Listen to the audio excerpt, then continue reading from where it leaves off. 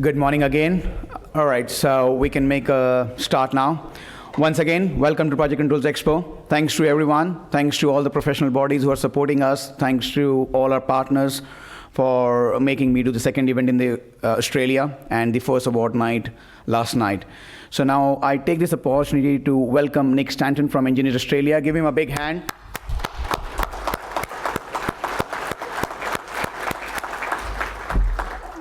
Nick will open this ceremony with some opening remarks. Thank you. Thanks, Al. All right, good morning, ladies and gentlemen. I'm Nick Stanton from Engineers Australia. I'm a chartered professional engineer, a fellow of Engineers Australia, and an engineering executive.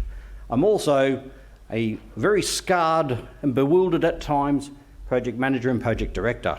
I've had many years of government projects which I've endured over the years, from the days before computers, yes, I am that old, to the current days. That's why I think it's a fantastic initiative having the Project Expo, Project Control Expo. We have advanced, the profession has advanced so much over the years to, when you consider keeping pace with today's complex projects and the requirements, the legislation, the mandated requirements and the ever-changing needs of a project, it's fantastic that we actually have an opportunity to network together and speak about the latest developments in project controls. I said before that I was actually quite scarred as a project manager and project director over my time. I was very good at engineering, but when we first started as a project manager, it was more about you're in the job and good luck, and away we'd go. As you can imagine, project controls in those days were a little bit of, you just do what everyone else had done. That generally is not that successful when you think about it. So in the case of government, you just do what the government mandated controls were. You didn't have to understand it, you just had to have a plan. You had to have all this stuff which you proudly produce and go, yes, here's my risk management plan. About a couple of hundred pages thick, and everyone goes, woo, and then you just put it up on the shelf. And that's where it'd stay forever and a day. And you wonder why risks would eventuate. One of my proudest achievements, and yet I'd say greatest concerns, was when I was finally in charge of my own project, and it was a brilliant cutting edge project. And what it was full of innovation. No one knew what it was, everyone knew what the answer was to the solution, and no one knew how to get there. And I had to do a business case that justified the solution that everyone knew was the answer. So I produced this. We spent, my team and I spent almost a year on this business case developing it, and it was magnificent. It was 383 pages, or if you like in engineering terms, 77.4% of a reamer paper. A little engineering joke though for the engineers who get it. So, what it was is this was a magnificent document, and the editing, the work we'd put into it, it would have cost us over $1 million, I think, in time, money and effort. And I got it to my chief executive officer. I said, here it is. And he go, wow, this is great. I can see the work that's gone in it, see the detail. Hasn't opened it yet. He goes, that's fantastic, Nick. I said, yeah, you got it, boss. He goes, right, I'm about to catch a plane. I can't take all this with me, it'll overload my baggage. Can you just pull out the pages I need? So I pulled out 10 pages, said, look, boss, this gives you it. He goes, oh, great. And I pulled out, got a staple. I thought, you can carry a staple, can't you? There you go. Do you want to guess what became the master document? 10 pages, 383. That 383 is still sitting on a shelf somewhere, or actually it's 387 now, but it is sitting on a shelf somewhere very proudly, and no one's ever read it. Since us, of course. So the master document became the 10-page executive summary. So things about project controls, or things I learnt there, is you can waste an awful lot of time, money and effort on something that really you just need to communicate what the issue is, how you're going to address it, how you're going to control it, and what the returns are going to be. The money is always important, I get it. So it was sort of lesson one for me. Could have saved me a lot of time on that.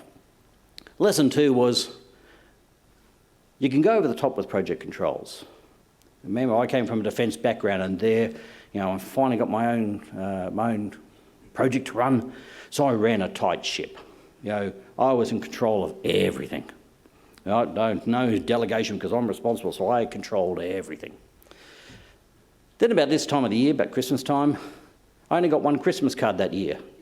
Didn't get anything from the team. The only Christmas card I got was from my lawyers, which I think they actually charged me for as well. Yeah, I know, if there's some lawyers in the audience, I bet you're actually going, ooh, that's a good idea. All right. So perhaps I needed to relax a bit more on some of the controls. The leader can't control everything, but you can have a system of controls that feeds you information so you can make informed decisions. So I encourage you on today's activities to start or to continue to network, to build your system, your support system, your system of controls. Learn new thoughts, new ideas, and about new systems. The one I always encourage people to really look at is risk management. Everyone talks about innovation in a project. Oh yes, we want every project to be innovative. And then no one really wants to take any risk at all. So I did one of these projects. I went to a workshop and said, right, we are going to be innovative about this. And everyone goes, yes.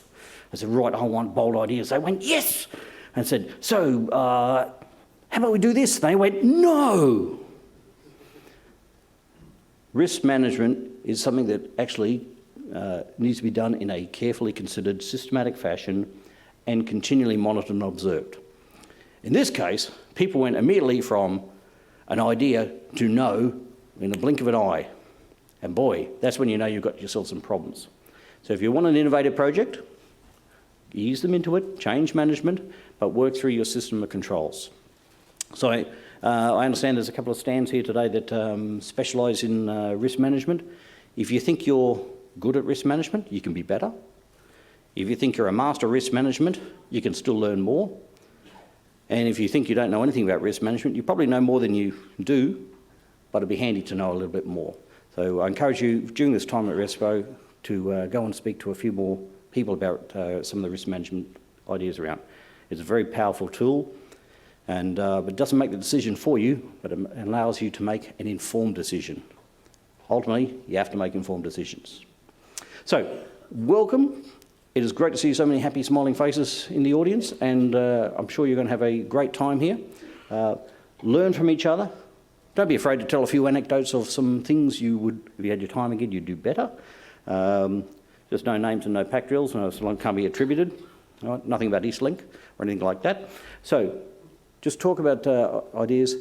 It's meant to be a safe environment. It is a safe environment. So share your ideas, build your network, because you never know, one day you could all be or individually working together. So enjoy the rest of your day, and I look forward to seeing you around the traps as we go. Cheers.